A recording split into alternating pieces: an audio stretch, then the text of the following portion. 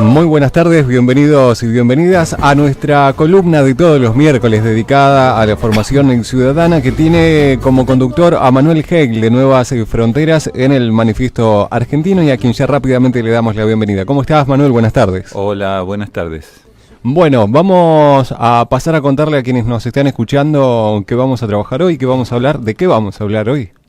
Y hoy vamos a hablar de la política en general. De la política, sí. Vaya tema que tiene sus resistencias a la hora de conversarlo. Justamente por eso nos parece interesante empezar a instalarlo. Y vuelvo a reiterar, la política, no de política. Mirá ¿no? Vos cómo cambia una palabra. Exacto, porque la gente le huye a que se hable de política, e incluso muchas veces está con razón bastante harta que le hablen de política, porque siente que todo el tiempo la instrumentan, todo el tiempo la intentan manipular, todo el tiempo le intentan vender algo. Uh-huh. Y nosotros queremos reivindicar la política en general como una actividad de la humana y social, necesaria, importante, y sacarla de justamente de ese hartazgo y de esa especie de fastidio que genera cuando le hablan de política, ¿no? Te veo muy optimista al respecto. Yo soy naturalmente optimista, digamos. En el fondo, filosóficamente soy un humanista, por lo tanto, si no soy optimista, digamos, estaría complicado. Yo creo en que en algún momento comenzaremos la verdadera historia humana y saldremos de la prehistoria donde todavía estamos. O sea, para nosotros, los que filosóficamente nos reivindicamos humanistas, creemos que la humanidad es un ser intencional, fundamentalmente, por lo tanto que ha logrado superar y elevarse por encima de sus reclamos más naturales y más animales. Y en ese sentido creo que todavía estamos en la prehistoria. Y el sistema que se instaló no solo medra con ese atraso, te diría, con esa parte oscura que todavía gobierna gran parte de la vida de las personas, esa parte como instintiva, como animal, como en el sentido de que los instintos de supervivencia son a veces lo que priman, y ahí se metió el tema de la supervivencia como una manera de superar a otros, ¿no? La competitividad y la desconfianza por encima de la colaboración, cuando en realidad el ser humano llegó hasta donde llegó y se logró instalar como la especie más desarrollada en base justamente a la colaboración. Porque no éramos la especie más fuerte, ni la más veloz, ni teníamos habilidades especiales, ni éramos anfibios, ni volábamos, sin embargo, nos fuimos superando en base a una capacidad que nuestro cerebro nos dio, que es de colaborar entre nosotros. Y resulta que todo eso ahora se ha dado vuelta, o pretenden darlo vuelta. Yo creo que hay una gran parte de la humanidad que sigue teniendo esa intención como latente, como larvada, y que hay que despertarla. Y en ese trabajo es que nosotros estamos empeñados. Pero me estás llevando para un tema que no era... Esta vez por las dudas no.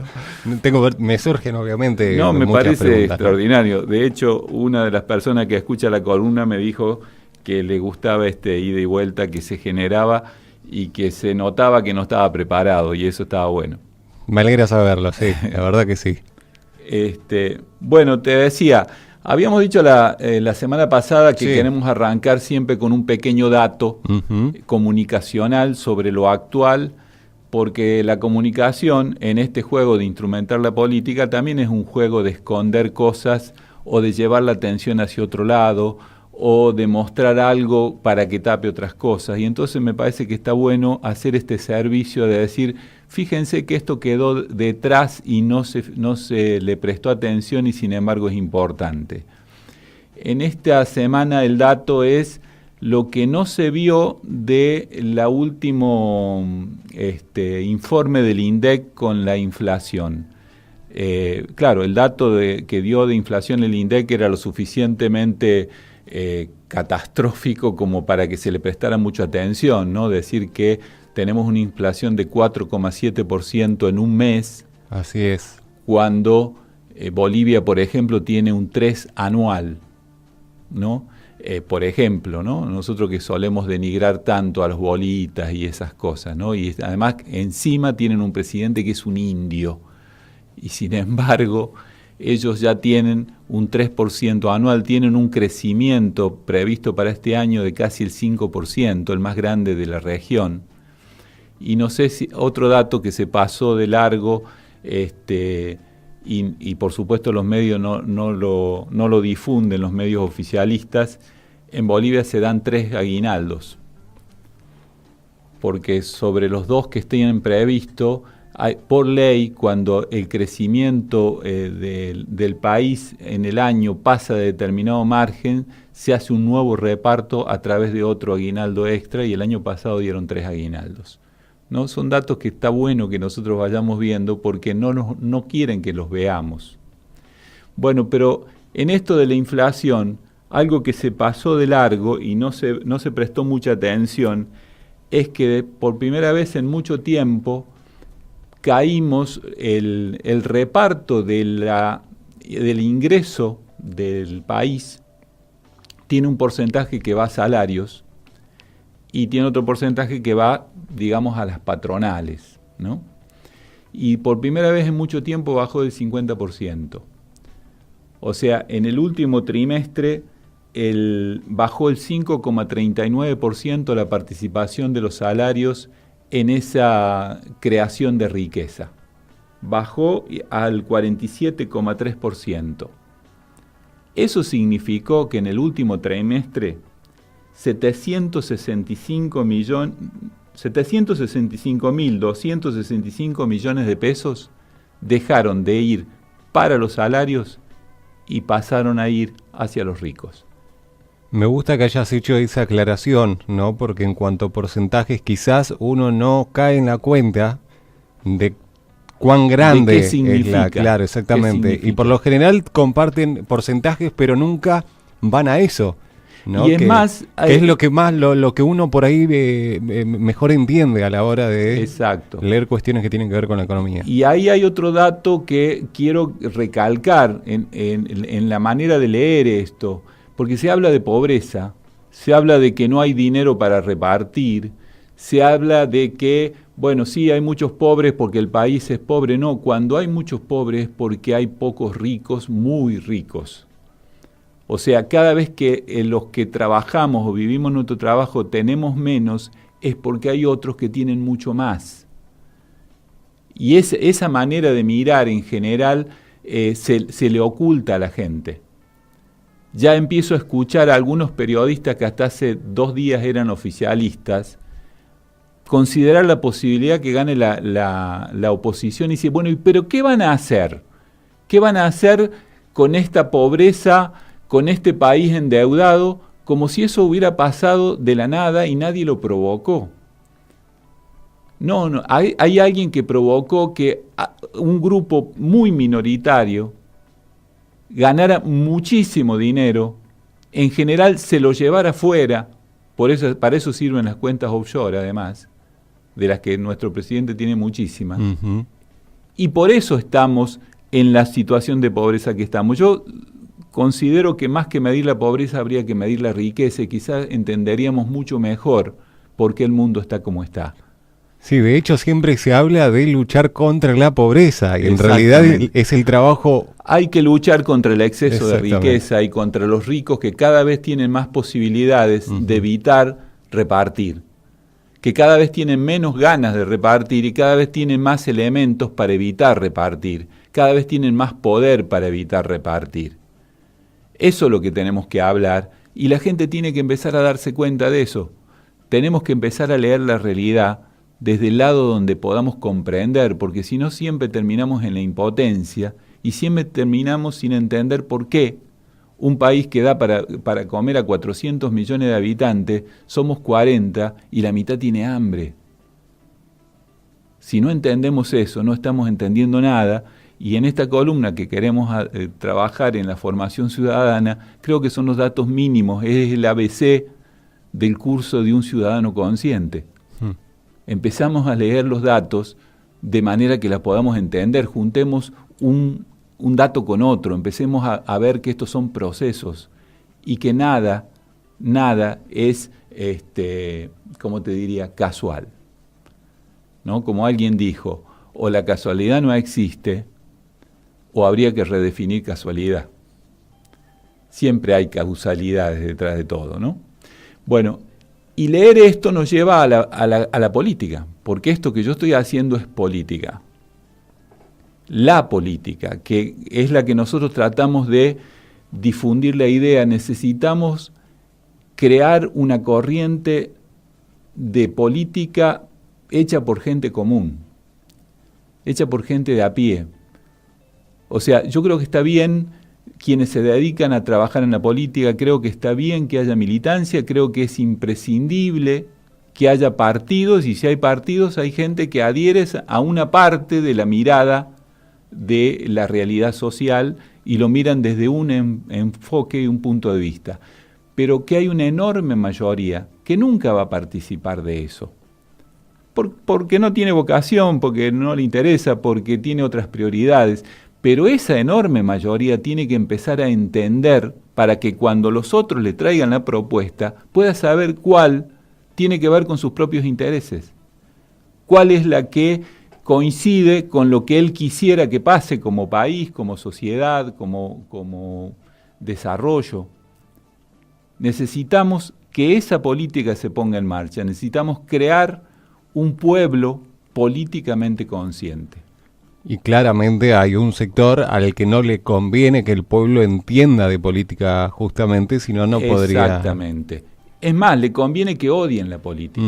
Exacto. Que pase lo que pasa con muchísima gente que dice, yo no quiero saber nada, no quiero que me hablen, no quiero que me expliquen, estoy harto que me mientan, porque han logrado que asocien política con mentir. Ahora, lo dijimos un par de veces, lo voy a volver a reiterar como contexto de esto que estamos diciendo. Hay dos formas de dirigir una sociedad. Hay dos modelos básicos de dirigir una sociedad. Hay una que se utilizaba en la época de los reyes, que había alguien que mandaba, en aquel momento se decía que era una especie de representante de la divinidad, o sea que estaba tocado, digamos, por eso lo de sangre azul y todo eso. Alguien que dice cómo van a ser las cosas y tiene una fuerza coercitiva que hace que los demás la cumplan. Eso es una manera de organizar la sociedad. Puede ser, eso se llama absolutismo. Pueden ser monarquías, pueden ser dictaduras. Pero eso es una manera de organizar la sociedad y nosotros la hemos vivido y la hemos sufrido.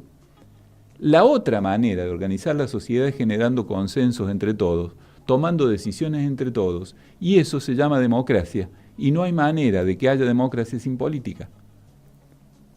Ahora, hay gente que me dice, sí, bueno, pero al final mirá cómo terminó la política. Sí, cómo la corrompieron a la política es otra cuestión. O sea, el capitalismo logró una tercera forma de dirigir la sociedad, que es una política vaciada de contenidos. Es una política armada sobre mecanismos marketineros. O sea, hoy los partidos políticos en general no hablan de ideas. En general venden un producto como si vendieran un jabón. Y a su vez la gente, cuando hay algún partido que quiere discutir ideas, que suele pasar con la izquierda, que suele pasar con la centroizquierda, que es gente que tiene ideas y las quiere difundir y milita por esa idea, en general la gente no la quiere escuchar. O no consiguen que la gente le preste interés, se tome el trabajo.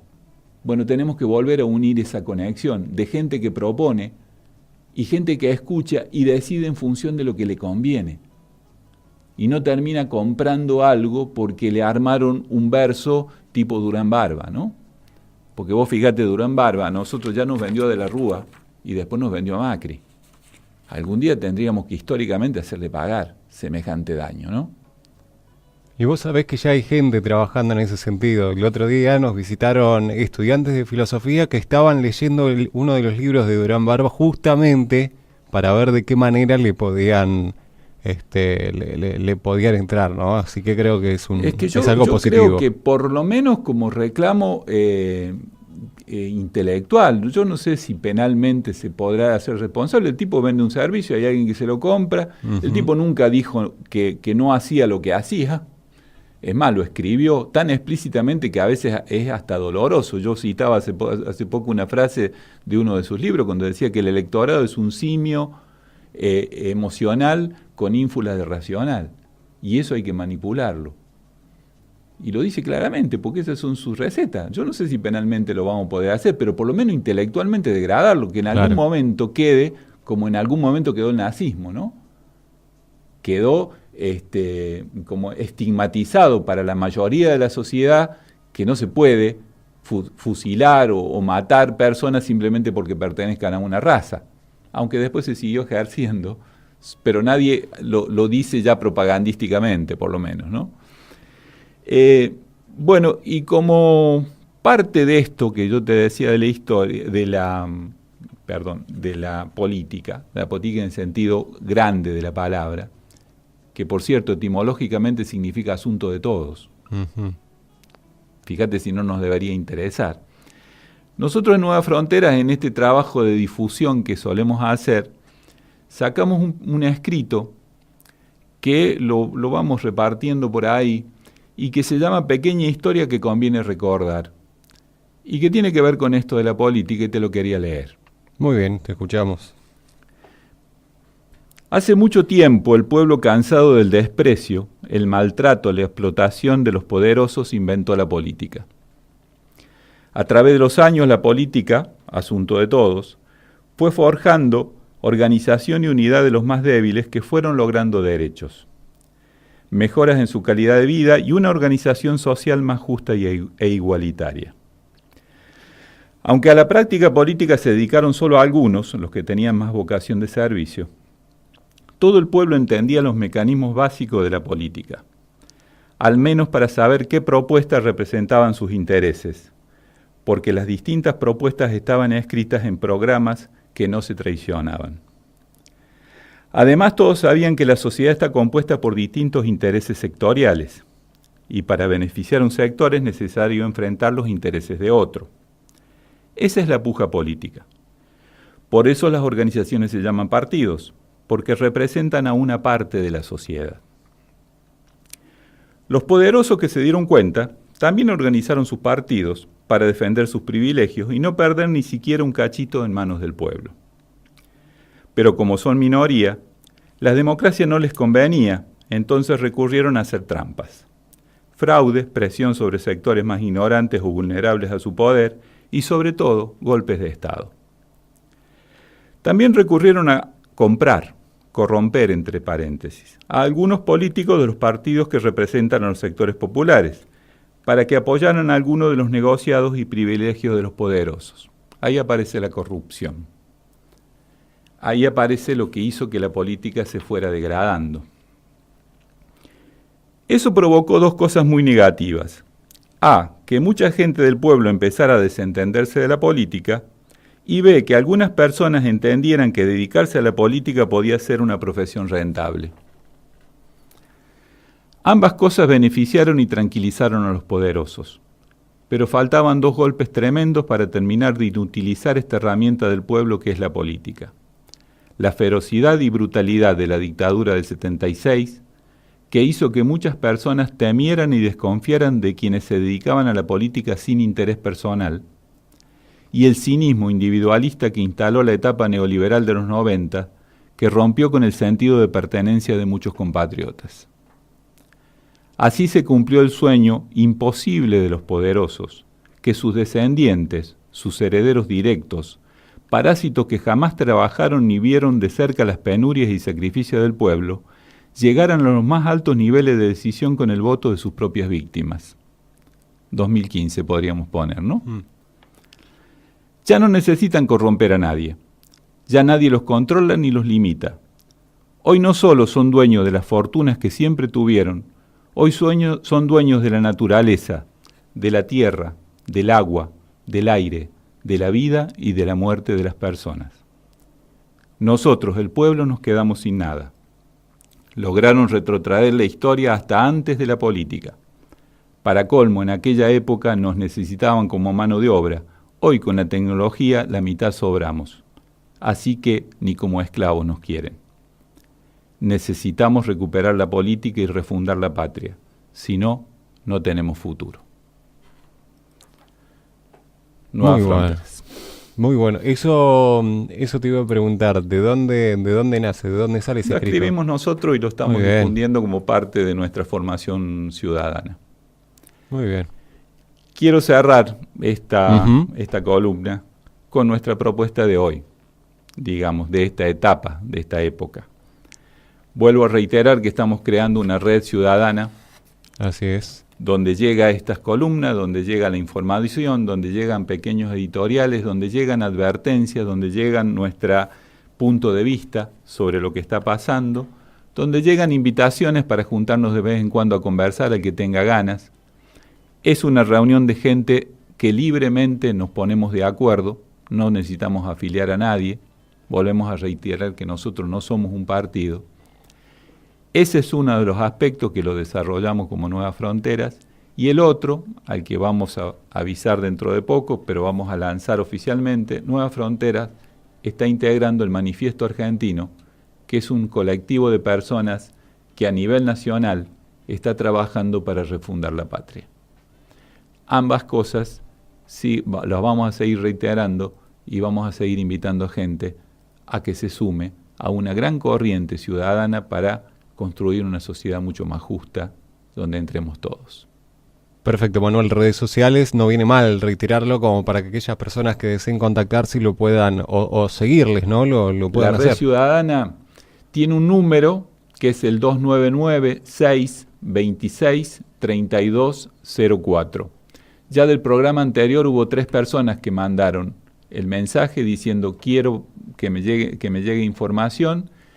Algunos mandaron el nombre y a otros les tuvimos que pedir, mandanos el nombre para poderte agendar. Así que le decimos, agenden el número, tienen que tenerlo agendado para que les llegue el mensaje, tienen que tener el número agendado en su teléfono, mandar el mensaje pidiendo información con el nombre y a partir de ahí será parte de esta red ciudadana que estamos construyendo. Bueno, y es una información que quizás le interese a quienes acaban de escribir.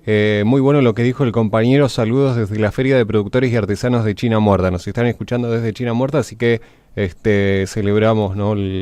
Las nuevas personas que se van sumando también al espacio. Y les agradezco el saludo y de paso les digo que nosotros estamos dispuestos a ir a conversar a donde nos llamen, porque eso es la tarea básica. Creamos espacios de conversación sobre los temas que nos interesan a todos, así que si los compañeros de China Muerta y están unidos en una feria o en un grupo y nos dicen en tal fecha nos juntamos y nos gustaría que aparezcan por acá, es muy posible que los vayamos a visitar y les manguemos algunos mates. Muy bueno saberlo sin dudas. Bueno, Manuel, impecable como siempre. Sí, este programa aprovechamos y recordamos que luego va a estar subido al canal de YouTube de Nuevas Fronteras y vamos a estar replicándolo a través de las redes sociales también de Habladurías Universitarias. Exactamente. Bueno, muchas gracias, Claudio. Hasta el próximo miércoles, Manuel.